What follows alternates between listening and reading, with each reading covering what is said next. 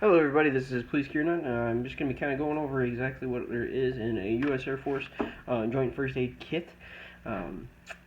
Pretty much I'm just going to go over what's all inside, what you can kind of expect, and just for those who are interested, what exactly the U.S. Air Force carries when they're in a deployed location and what they have in their TECC or TCCC pouch.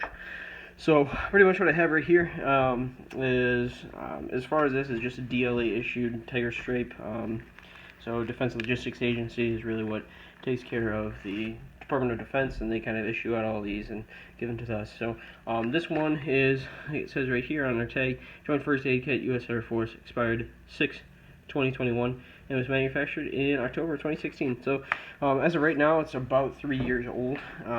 All the stuff is still good. I have looked inside, and yep, it is good. And the very first thing that expires is in June of 2021, so Air Force is at least pretty good on that. So at least going from the inside to the outside, like I said, it's a DLATS issued digital Tiger Stripe, the ABU type pattern, the Airman Battle Uniform.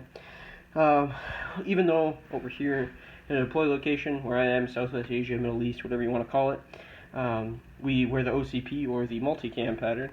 This guy, they decided to still issue us with these. As far as Air Force, we really don't carry it on our person, unlike the Army, which I have seen a few carry this on their person, or at least a smaller IFAK version. So really from there, it's just really the DLA, and then two little tourniquet pouches on the sides, again the ABU pattern. Inside, they use pretty much two tourniquets. CAT, which is really the DoD's preferred choice, is the Combat Application Tourniquet. You can kind of see it's a really old model version, made in 2016. I really suck at figuring out, I'm not sure which gen it is. I always suck at telling which gens they are, but yep, it's got the other one. It's primed and ready. The Air Force is dumb, and they put it in packages, and then they also have it obviously kept like this, which, again, you should not be prepping your tourniquets like that. You should at least have it all the way covering this one, or at least be able to, so this can just slip right out and be put back in really easily. So I already have that out, and I usually carry that on my person. We have to by AFSEN policy. So we have two of those on either side. Kind of have these little flaps that are made to go over it. That's so the tourniquets, the Velcro doesn't really bother your gear or any of your uniform. Make little holes and rips. So in the very front pouch, we have the TCCC card. I'm not exactly sure, as far as when we're taught in the Air Force for Self-Aid Buddy Care, SABC, and TCCC, we don't really use it too much. Honestly, at that point in time, it's really just you're going to be using your skills. Other than that, it's still in there. DLA puts it in there, so it's there. But zipping her on open, let's see what we have. First, we have H&H compressed gauze. We have two of these bad boys.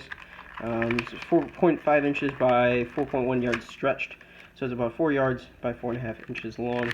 But we have two of those guys. Little big duct tape. Couldn't even tell you how much it is, but yeah, you get some duct tape for you. This one has combat gauze. This one just has one. I've been told that typically they're actually going to be coming with two, but it's just going to be the quick clot, hemostatic for traumatic bleeding.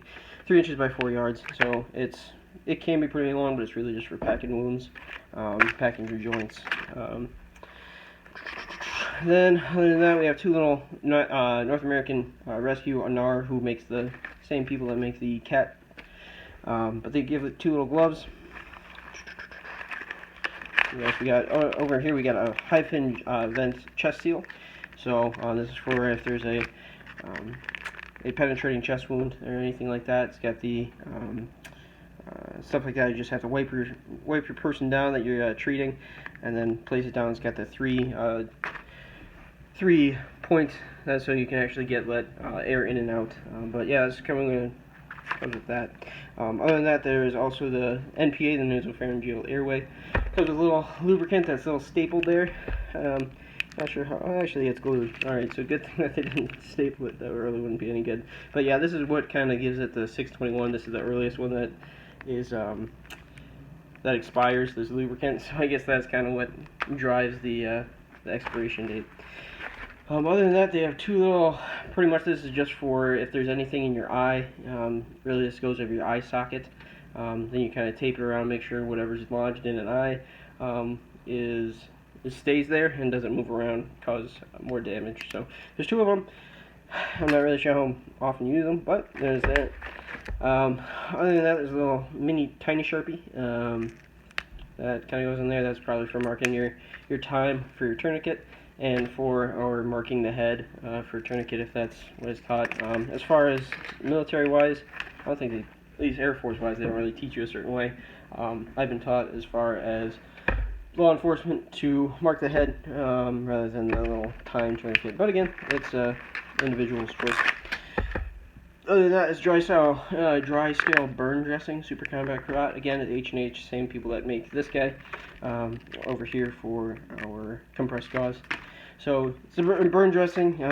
This one is 45 inches by 45 inches by 63 inches. So that's kind of what that goes with that. To be honest, in our CFA buddy care, we really don't go over burn dressing. So it's there, it's able to be used, but to be honest, not really used that much. Other than that, the last thing that I pretty much have in this entire bag, really just 2 of the same thing. One is just a gigantic NAR for North American Rescue emergency trauma dressing, 6 inches flat. So kind of the same thing. It kind of gives you little directions on the end. So it's really just for large wrapping once you pack your wounds and everything like that, stabilizing wounds from there. So as far as self-aid buddy care and everything like that, it's a pretty good little bag that we have. But it's not like super in-depth. I like that they have 2 tourniquets, because that's one thing that is always good, having more tourniquets as possible, as many tourniquets as possible. But it's all in all, it's a pretty good amount. Obviously, the trauma dressing takes up a lot of the room and makes it pretty bulky. Usually, when it's full up, it's maybe about 4 or 5 inches thick.